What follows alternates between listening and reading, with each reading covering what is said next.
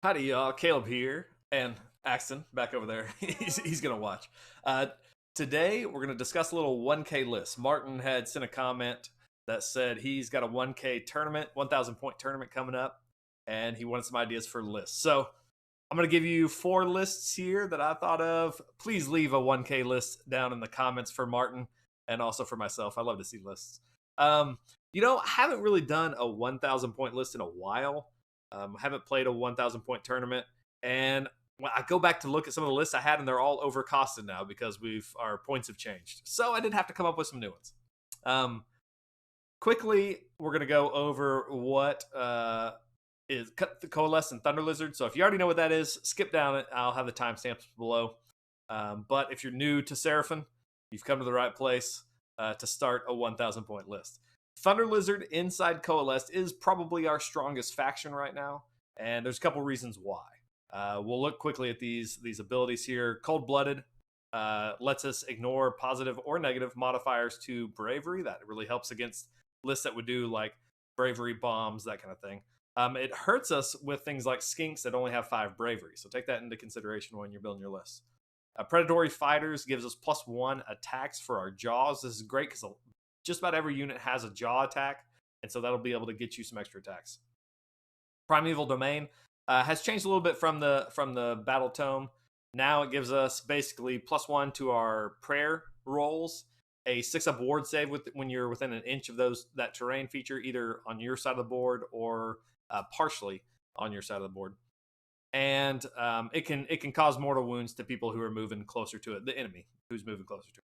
We also have Scaly Skin, and this ability here is probably the thing that keeps us in most games. It's our strongest ability. It's also what can make people a little frustrated playing us, but it is -1 damage for attacks that come in.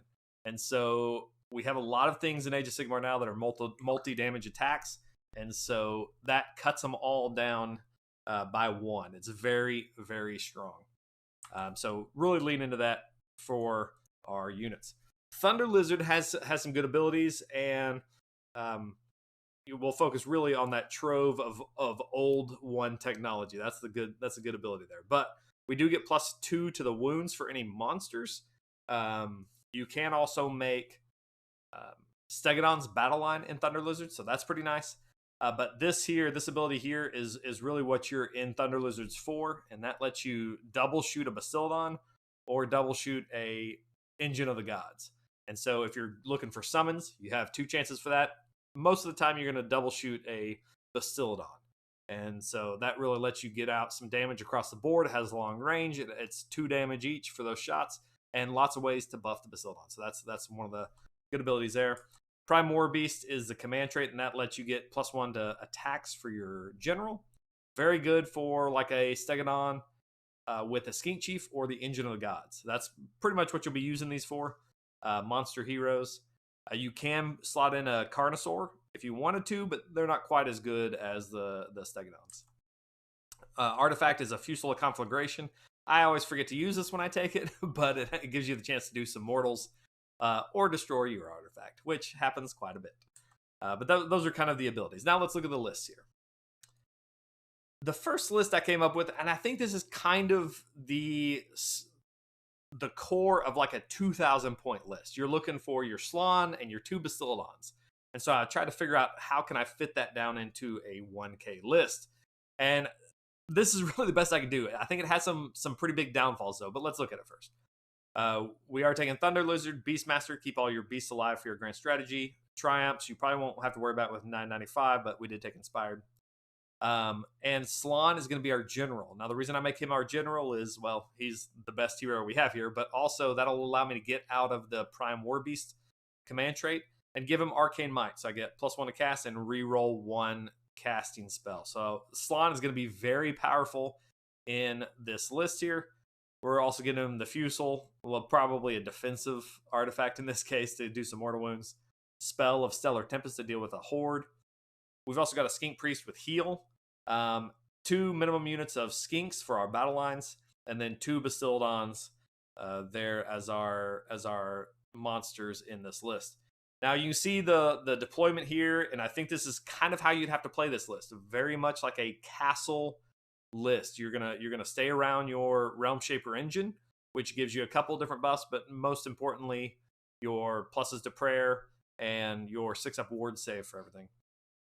It's gonna struggle. It's gonna struggle a lot to do any melee damage, and I think that's the reason why this one is going to be very situational. If you're playing a 1,000 point list as part of a team, this could probably work. If you're gonna stay on the home objective and project power, and your teammate's going to do a lot of the melee fighting. But this is very good in shooting, very good in magic, but has almost no melee. So probably not my favorite list here, but it is one if you're looking for that castle build with 2 Bastiladons. It can be done at 1,000 points. Our next list here we're going to look at is a little bit more Stegadon focused, and this one has a lot more melee in it, but also quite a bit of shooting too. So here we're taking the Stegadon Chief as our general, and in Prime War Beast, Fusilier configuration, he's taking the Sky Streak Bow. That Sky Streak Bow is so nasty. When it hits, it's 3 damage a pop, and you can do some damage with it. Sometimes it'll miss. We do like to say it's a Sky Streak Bow for a reason. It's streaky, but it can do some damage when it does. We also got the mount trait Beastmaster. And with that loadout here, I love that on the Stegadon with Skink Chief because it can do a ton of damage. When you're getting extra attacks from Prime War Beast, you're getting extra attacks from Beastmaster if you're flipping it to Savage. That mount trait allows you to get extra attacks with Savage. You can do the Sacred Asterisms to +1 attacks, and then he's got a command point to give him another +1 to attacks. And so you can really pump up this Stegadon with Skink Chief really, really high. Lots of attacks. Everything's doing multiple damage, and he will slap pretty hard, especially at 1,000 points. He's worth his weight there. I've also got the Engine of the Gods, and the Engine of the Gods is great. It's not going to be able to summon in this list because we don't have a Slann, so there's not a chance to get higher than 12 on his Cosmic Engine roll. But it's still good in melee. It's still a priest, and the Cosmic ability is going to either do mortals or heals, and so it's going to be a good ability here anyway. And since we don't have a Bastiladon on this list, you can double tap that Engine of the Gods for an extra command point every time you want to. Never underestimate the ability of that prayer curse. It's on a 4-up, but if you're close to some terrain on your side of the board, it goes off on a 3-up. And what curse does is it gives you 6s to hit our mortal wounds, which is great when we look down and we see that we have 30 skinks that can shoot and do 60 shots, and they can fight. These ones here I've taken have Bolt Splitters and Moonstone Clubs, so they're going to be good in melee. There's a way to buff them up even more here in a second. I do take the Star Priest with Hand of Glory.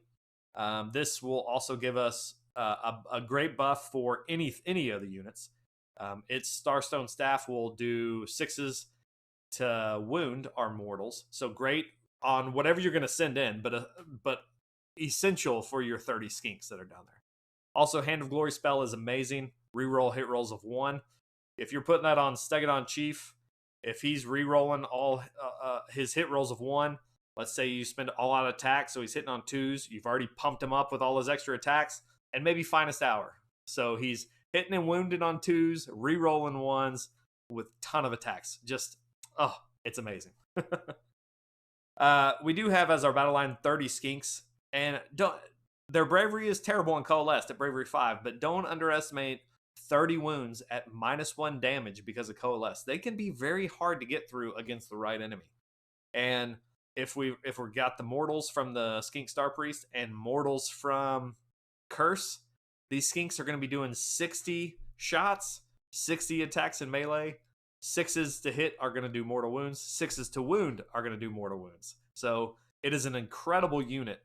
When you get all your synergies lined up just right and things are going your way, you're going to destroy whatever you want to.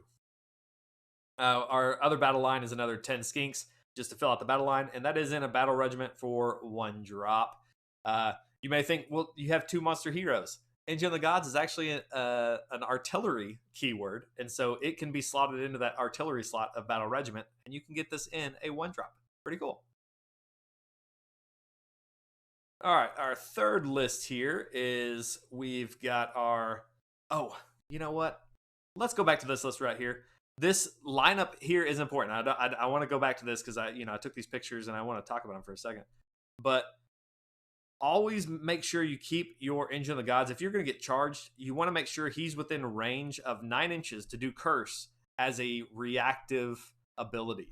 So a lot of times when I play him with Skinks, I'm going to line him up to where if somebody charges these Skinks, they may kill off some of them, but I'm going to have a chance to pop Curse on that unit and then throw a ton of dice at him with the Skinks that are left, or charge in something else that I need to. So you think of Curse as almost a defensive ability, a defensive prayer for when your turn after someone's charged you. I've used it many times that way. So very important to line that up when you deploy. Okay. Now on to the third list for real this time. This one, I wanted to get a little bit more balanced. I wanted to get a Bastiladon, but also a Stegadon Chief. Those are two of my favorite pieces here. And so we've got that into this list. We are going high drops, but that's so I can get the extra command entourage and I can get the extra artifact in for my general. So Stegadon Chief is my general. Prime War Beast is command trait, same kind of stuff. This time I'm taking the artifact Cloak of Feathers. Since I can get the extra artifact, I'm going to take that one. It's amazing. It's -1 to hit. This Stegadon is now flying because the rider has a cloak. He has a cape on, so the Stegadon can fly. And you get an extra 4 inches of movement. So now this Stegadon Chief, who is already very killy, can now fly, move faster, and is harder to kill. So just an amazing artifact to take on your Stegadon Chief. Weapon Skystreak Bow again for those juicy 3 damage shots. Mount trait Beastmaster, we've already talked about that one. Skink Star Priest, we're going to throw the Fusel on him because we need the artifact onto somebody. Spell Hand of Glory, which we've already talked about. And Skink Priest here is going to take the Prayer Scripture Guidance. I'm taking Guidance here in this list because I'm going to be hurting for command points. One thing that hurts at 1,000 points is that you're still going to use the same number of command points in this army. You need to use a lot of them. And without a Slann, which I don't think a Slann fits in a lot of lists at 1,000 points, you're going to be hurting on command points. And so the Skink Priest with Guidance, it does go off on a 5-up, I believe. But if you're going to have him in your Realm Shaper engine, probably it'll go off on a 4-up. And you'll get extra command point that way, which will be very useful because you're going to want to use one every single time for your Bastiladon. But in reality, you're probably going to want to use 2 for your Bastiladon. And we'll talk about that here in a second. But my battle line are just going to be minimum units of Source Knights. They're decent at screens. You can see here, I for some reason put the Bastiladon at the front. You probably don't want to do that. You probably want to put the Bastiladon over here in this pocket. But your Knights can cover a lot of board because they are 5-man units. The unit coherency doesn't apply to them for 2 models. And so you can spread them out pretty far. The Bastiladon in this is very good. You're going to want to do the same kind of buffs we've talked about before on Bastiladon. Give them +1 to hit in the hero phase from the Skink Priest so that it's hitting on 3s and 3s. And then you can spend another command point to double fire it in the shooting phase. We do take that command entourage to get the extra artifact. And Hunters of the Heartland, I'm putting the Knights into Hunters so that they can't be roared at or stomped or things like that. So it is 6 drops. It's high drops. But you can get most of that stuff out there before you put down your Bastiladon or your Stegadon Chief and kind of see what they're doing. So it's worth the high drop sometimes to get that extra artifact. That Cloak of Feathers is just amazing on the Stegadon Chief. Next list here. This one is a fun list for sure. I wanted to see how many monsters can I fit in. I don't want to take anything else. Just monsters. This is Thunder Lizards after all. Let's have some Thundering Lizards. So I could fit 4 monsters in. Let's look at what we took here. Stegadon with Skink Chief. This is going to be our melee threat, our all-around buff piece. You got to keep him alive, though, because he's your only hero. We are taking Prime War Beast, obviously, Fusel Conflagration, Skystreak Bow, and Beastmaster. Kind of the same stuff we talked about before. We do have 2 battle line of 2 Stegadon monsters, both with Skystreak Bows. They'll be popping off those 3 damage shots from range. And then a Bastiladon with Arc of Sotek. Not the best Bastiladon, but it's getting more play now. I've seen it pop up in quite a few more lists. I'll talk about that here in a second. But this does come in at 1,000 points exactly, so we can't even upgrade it to the solar engine. But that's a 1-drop, 4 monsters. This is be an easy list to to build to take just 4 monsters. Let's go have fun. This would be my fun 1,000 point list for sure. I do think Arc of Sotek has a little bit of play, especially if you're down low on points and you need to fit them in. It's a monster. You can run it and not worry about it. So if you're looking to do Ferocious Advance, you won't be doing that in this list. But in a normal list, you can easily with that monster because you're not worried about it, bro. Get them stuck in, roll those 18 dice, looking for mortal wounds on 6s. That's basically the most damage he's going to do. But he's there as a utility piece. It's a cheap monster with a 1-up save for 165 points. So it has a place. But this is definitely a fun list. 4 monsters at 1,000 points is a lot of fun.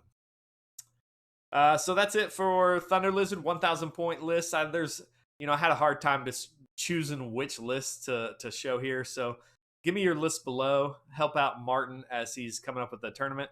And we'll come back with, I think Kotal's Claw is going to be next. And we'll try to hit all 4 factions. Do some 1,000 point lists. All right, guys. Catch y'all next time.